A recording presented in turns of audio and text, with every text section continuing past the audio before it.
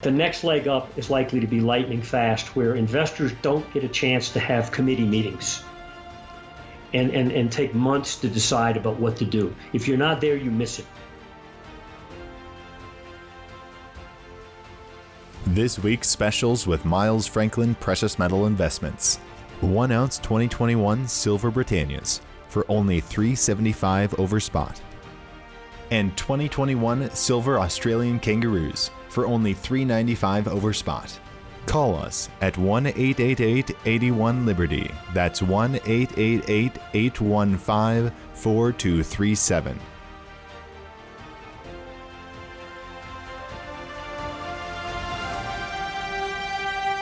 Hey everyone, this is Elijah K. Johnson with Liberty in Finance. And with us today for the first time is Michael Oliver from Momentum Structural Analysis. They've been providing research and information for 30 years. Michael, thank you so much for joining us today. Good to be here, Elijah. Now, I was really intrigued by a recent interview you did with Palisade Radio. You said that the stock market is topping out. Now, we've seen, a continued rally in the stock market pretty much at all-time highs right now, and many people are saying that it's overvalued. But I really want to get your take. Why do you think it's topping out right now?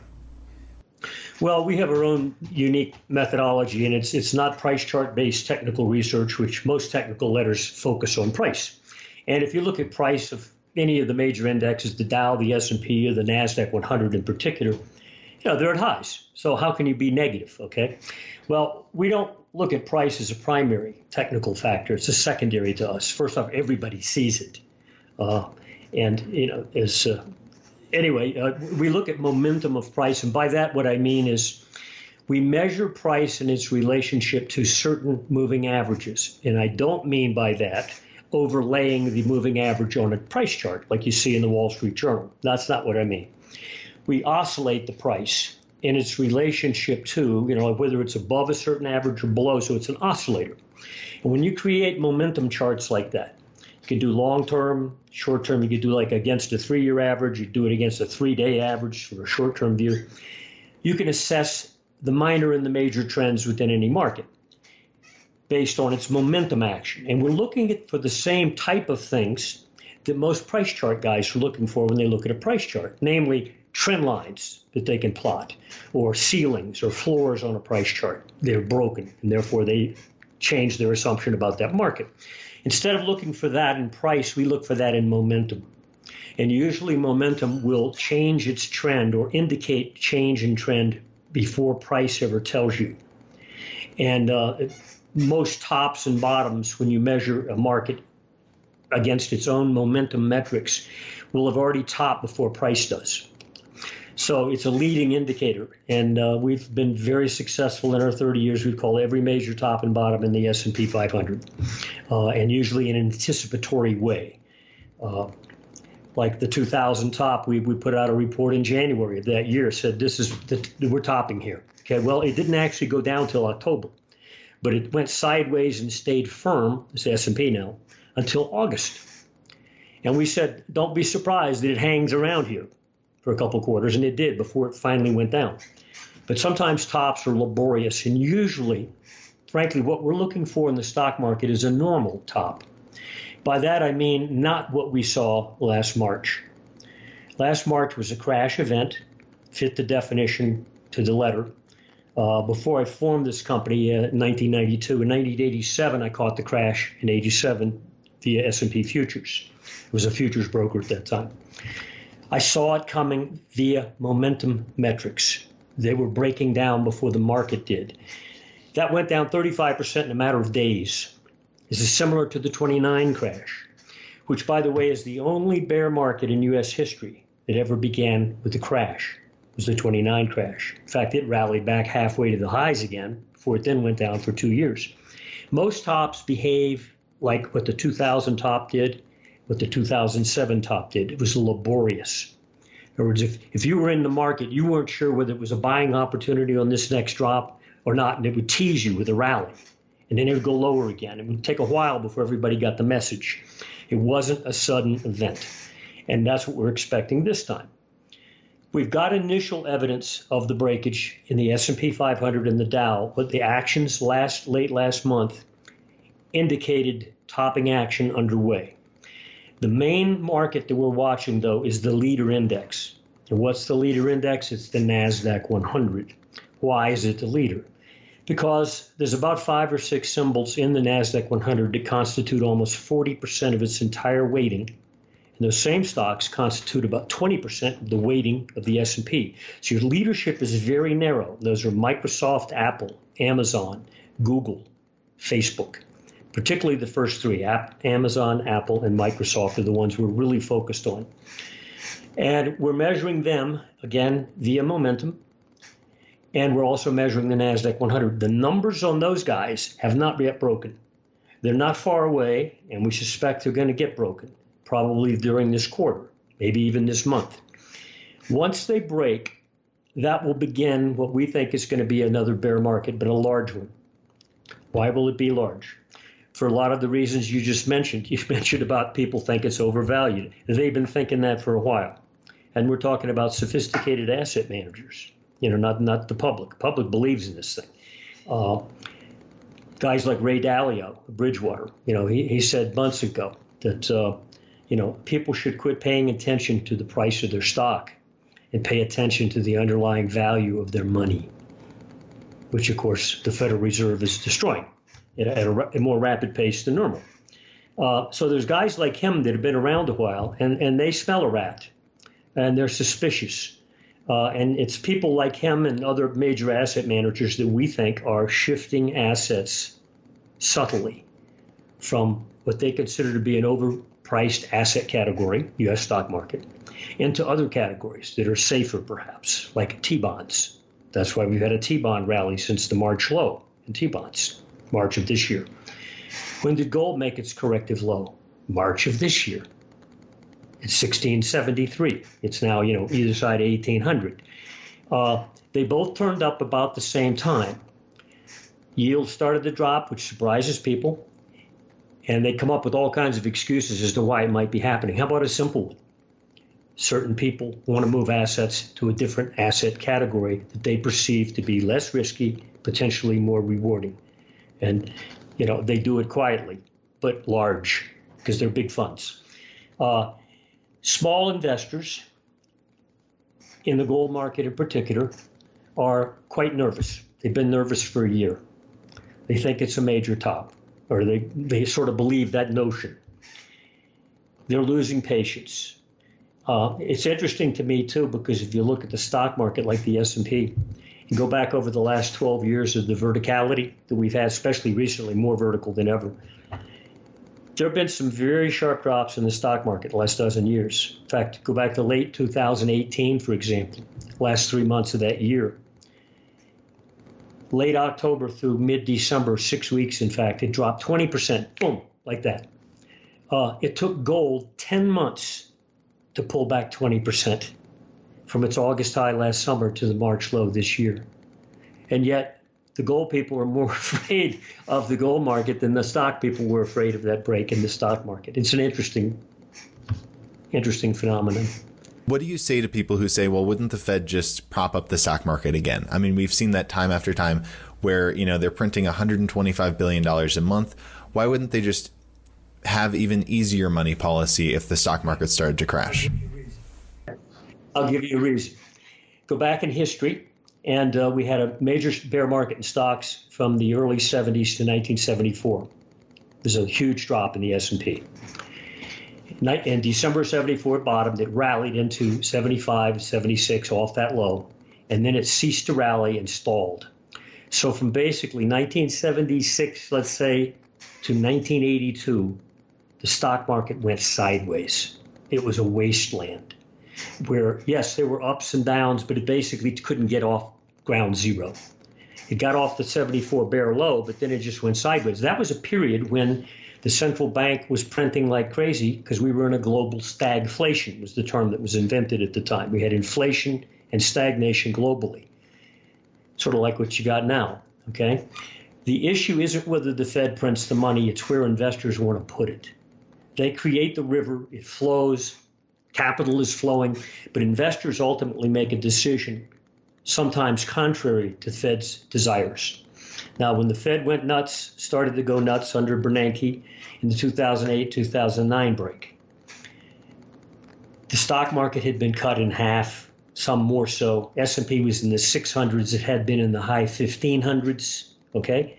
So its price had come down. The risk-reward ratio in the stock market had changed from disadvantageous to perhaps advantageous from an investor point of view, an asset manager point of view. The risk had come out of the market, and there was the money flow. So investors put it where? They put it in the stock market because it was cheap. They also put it in gold during that time, by the way. Remember, gold was going up with the stock market from early 2000. In fact, it bottomed before the stock market did in 2002, that bear market low. They went up together, and it wasn't until 2011 that finally the river flow, which had been going both into the stock market and gold, ceased to go into gold anymore. And we turned bearish in January 2012 on gold, didn't turn bullish again until 2016 when it was down at just above 1100. We got bearish 3 months off the high. Why? Not because the price momentum broke. And sure enough, a year or so later, it finally collapsed. And the gold divorced itself fully from the stock market. So the money flow that the Fed was creating was still going into the stock market. But now it's gone in there for a dozen years. So, you know, the game has been played. They got what they wanted. They printed the stock market higher, no question about it. But it's gone beyond the norm. And a lot of professional analysts recognize that and are suspicious for a variety of their own metrics, fundamental metrics usually. Ours are momentum-based metrics. We agree with them. Be suspicious. But again, look what happened in the late 70s when the stock market turned into a wasteland. And I was a futures broker at that time. And I remember going into the office where most of the brokers just would go out to lunch and wouldn't even come back. The phones were not ringing all during that time. And I was producing more than anybody else in the office, and I wasn't that big of a commodity broker, okay, because nobody was getting any business on the stock side. The money wasn't flowing into the stock market then. Investors made a decision, no. They went into commodities. Commodities exploded from 1977 through 1980. So that's where the money went. Expect the same results now. We just saw the evidence of that, technically speaking. We went bullish on the Bloomberg Commodity Index and basically the entire category last November. And since then, most commodities, if you look at them, go back to last November and circle them, oil was $40. So, you know, it's either side of 70 now. Copper was at a given level, it doubled. Soybeans went from $9 to 15, et cetera, et cetera. You know, basically it was a class actions movement. So it wasn't specific to a commodity. It wasn't a specific reason, except for one exception, it would be lumber and steel. They had a peculiar reason, the housing situation, which is also a social political event, by the way.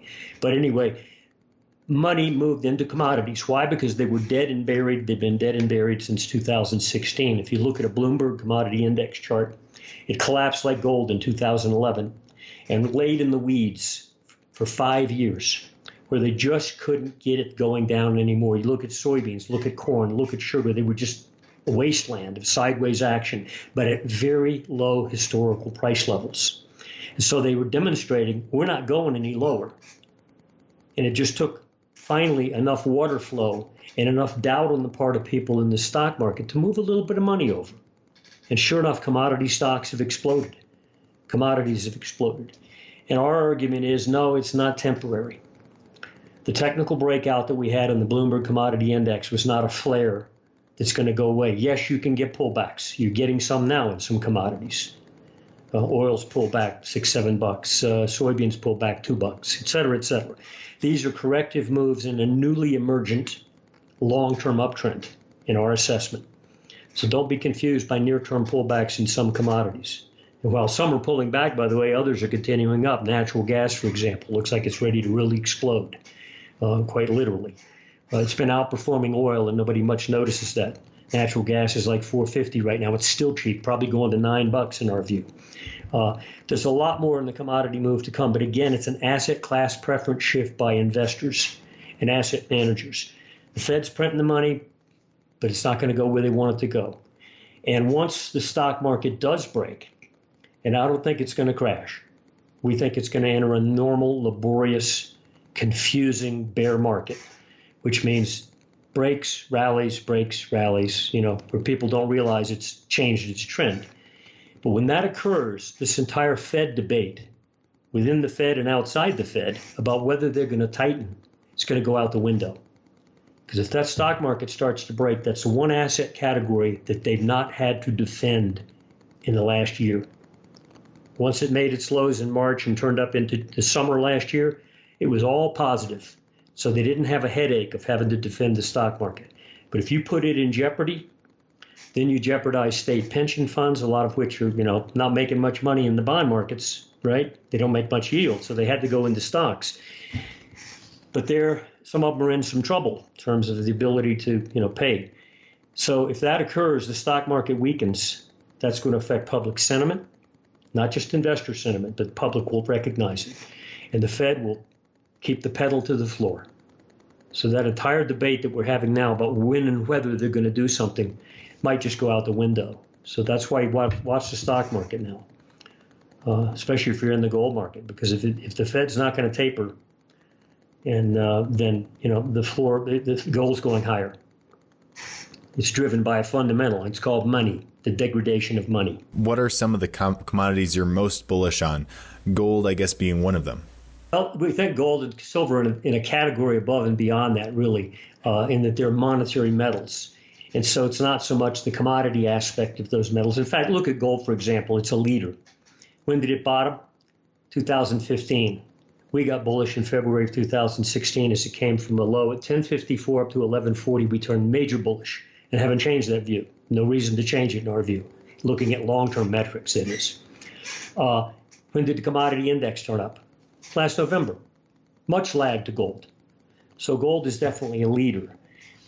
In the late 1970s, early 1980 bull market, gold and silver led the bull market in terms of percent gain. Commodities had a big move, but they didn't beat gold and silver.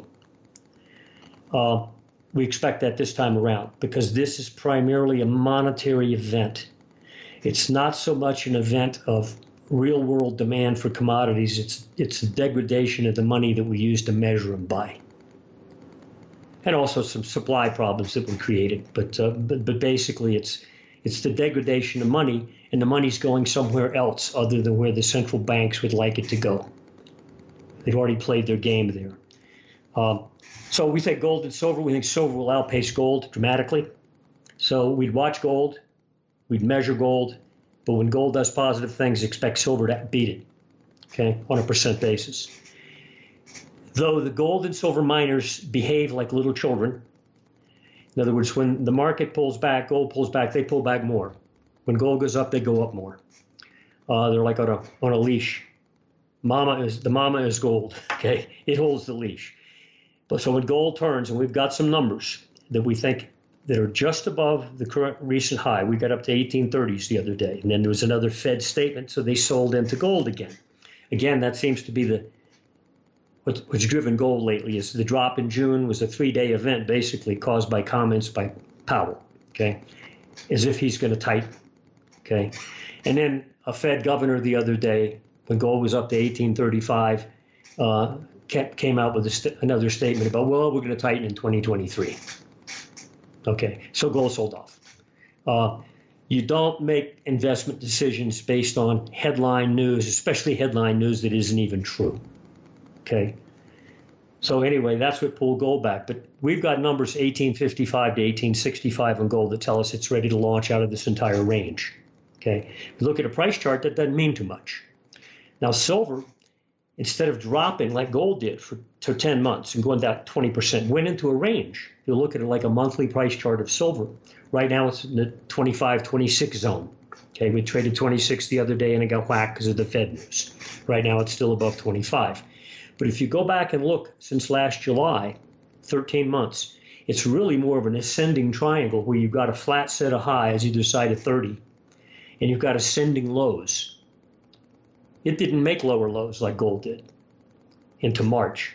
It wasn't back at $22. So silver hit a high almost 30 last August. In early September, it traded down to 22. But since then, it's lived where? Probably mostly around 25, oscillating. So silver's actually behaved better than gold in terms of not correcting as much as gold did. Silver's numbers, if you look at the price chart, you think, well, if it ever gets back over 30 again, it's really strong. Well, that's true. But we've got numbers just above 27. Again, based on long-term momentum metrics. And, we monitor these numbers and they adjust week by week.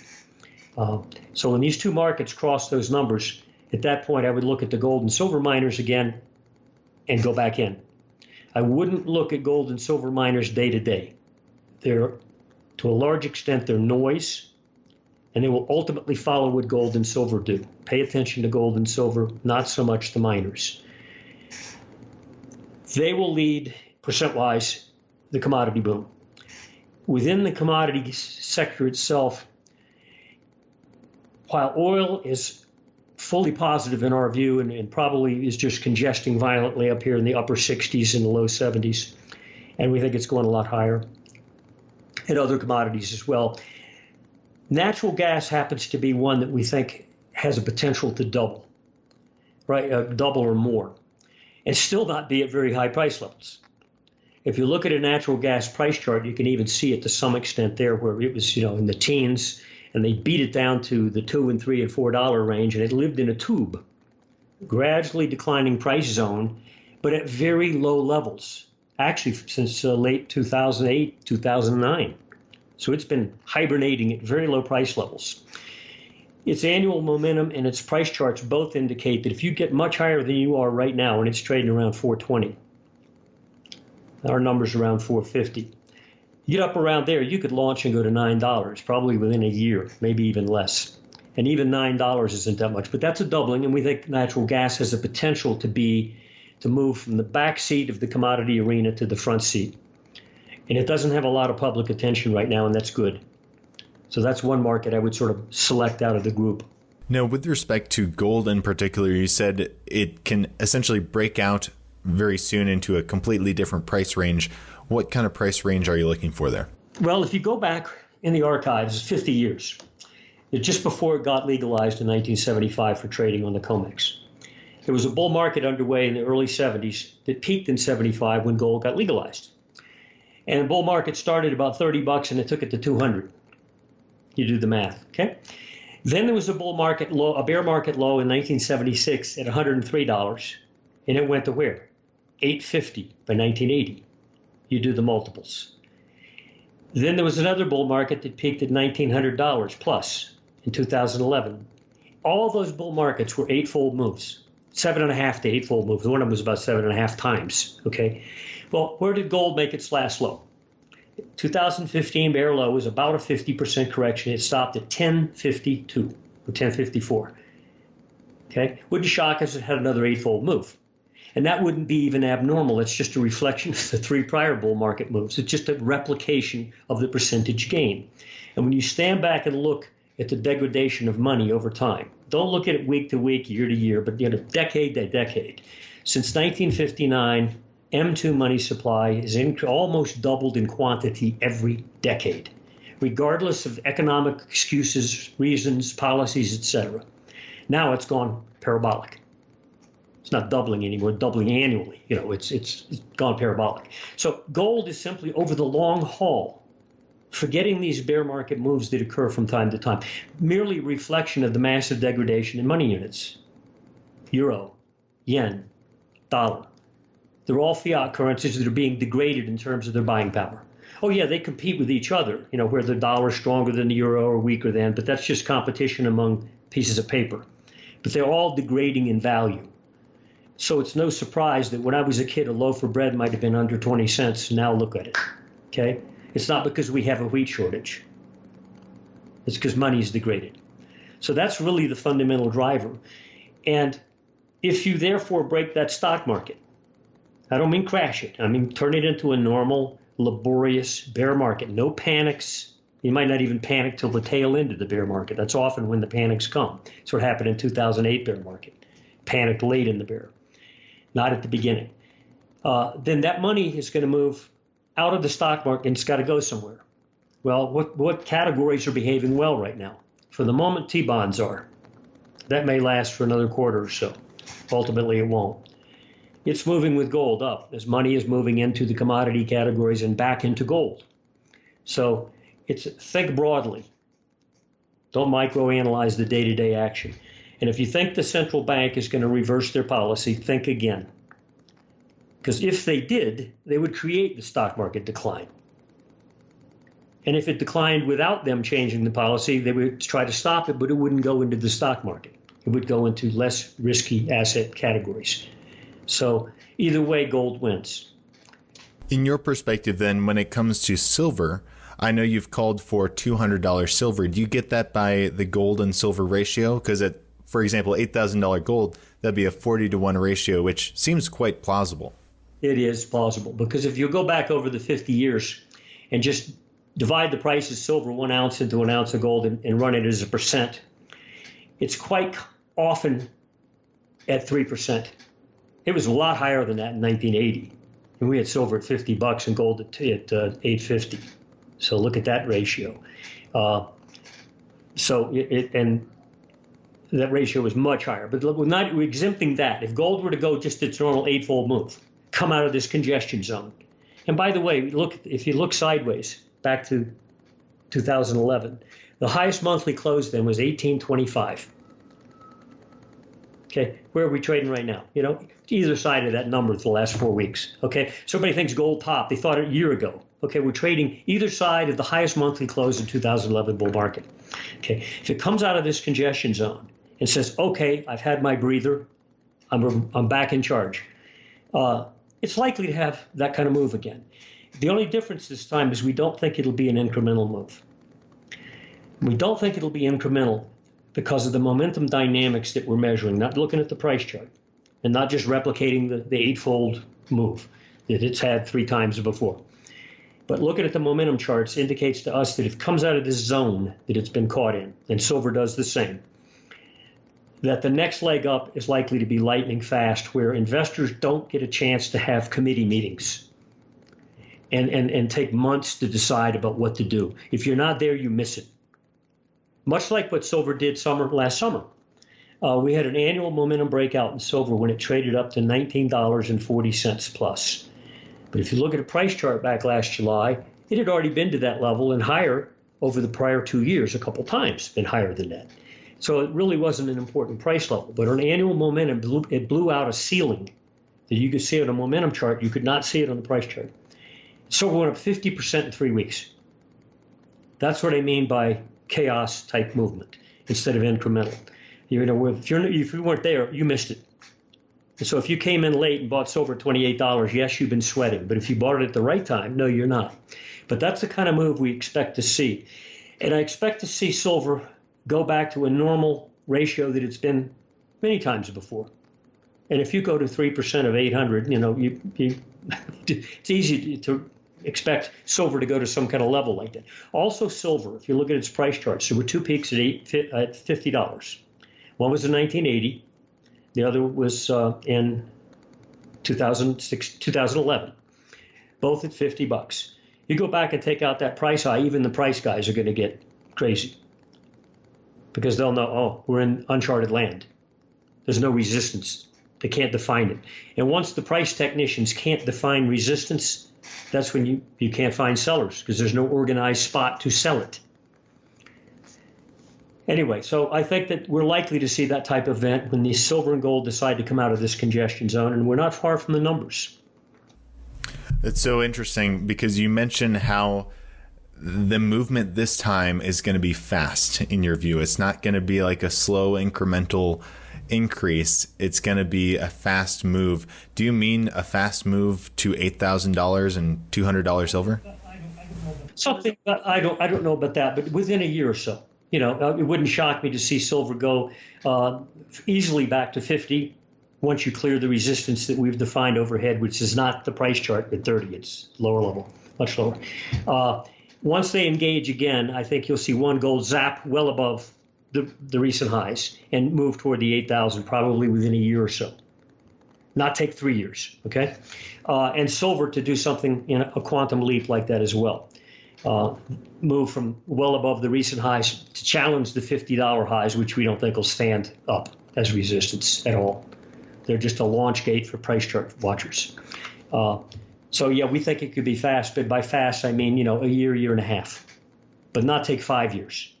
And one reason we think that is not so much just because of gold and silver's metrics, but because what we see other asset categories doing. The stock market is a bubble beyond all bubbles, especially the US stock market. There's no comparable bubble in stock market history.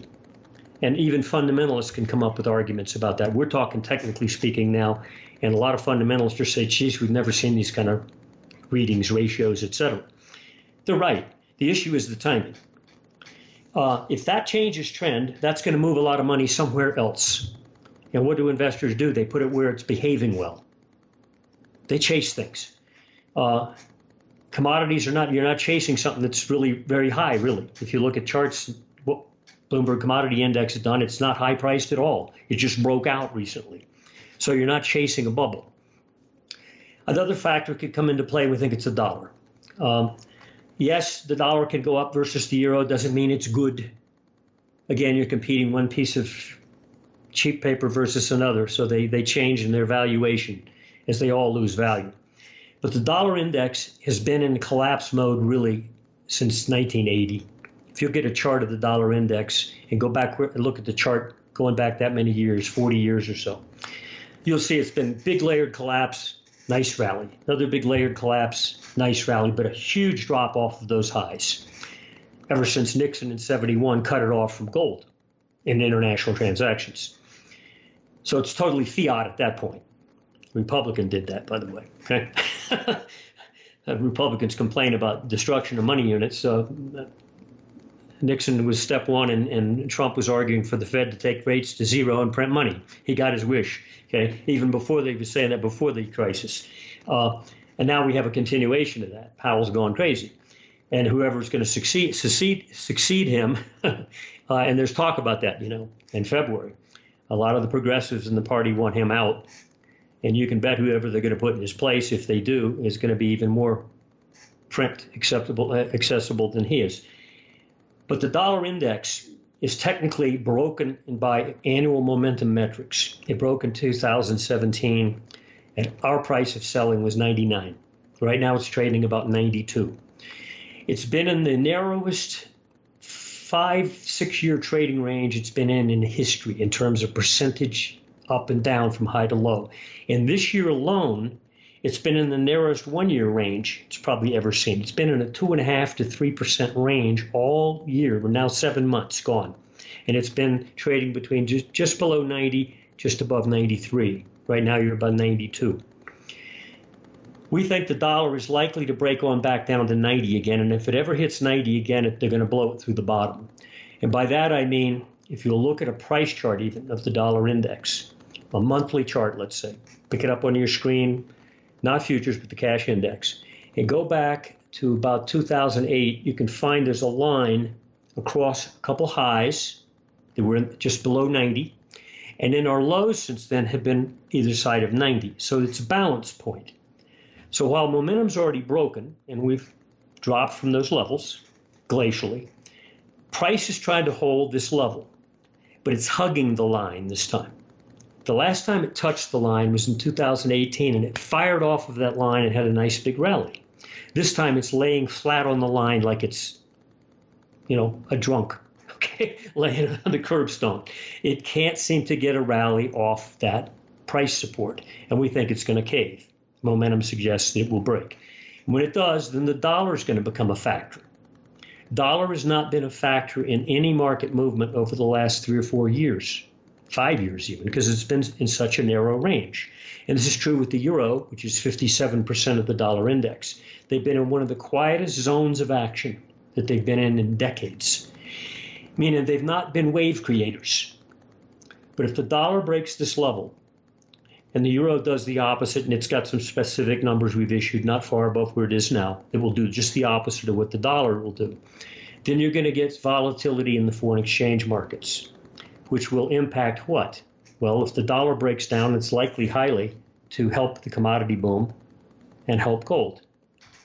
Now, gold hasn't needed the dollar up to this point. In fact, as I said, you can go sideways on the dollar in the 90 to 100 zone, let's say, back to 2015. Well, since 2015, gold doubled. And yet the dollar index wasn't a major bear. It was a sideways market. So don't always look at these other things as leaders of gold. Gold is the leader of them. And right now, if gold engages again to the upside, and it's not far above the recent high that we made yesterday, and silver, then it tells us also that probably that dollar breakage that we're anticipating is going to occur pretty much simultaneously. And all of a sudden, then you'll have a new variable for economists and analysts and investors and portfolio managers to factor into their investments. And that is a change in the dollar value relative to other fiat currencies.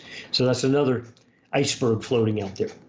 So watch the dollar, watch the stock market, because they will impact gold and they will impact Fed policy. That's so interesting. You mentioned how gold is really what's going to lead these movements when we see gold break out and the dollar fall. But Michael Oliver, I really appreciate you sharing all your insights with our viewers today.